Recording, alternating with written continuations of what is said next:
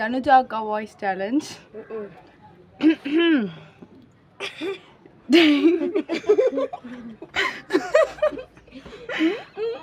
சே அக்கா வந்திருக்காண்டா.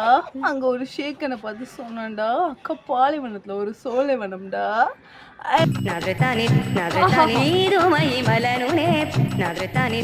நான் உங்களோட தம்பி வந்திருக்கேன்டா. என்னடா இங்க சோலைவனம், இங்க தான்டா இருக்கு எங்களோட பாலைவனம். வாங்கடா போய் என்ஜாய். நான் தான் உங்க அக்கா வந்திருக்கேன். ஒரு பாடல் என்னடா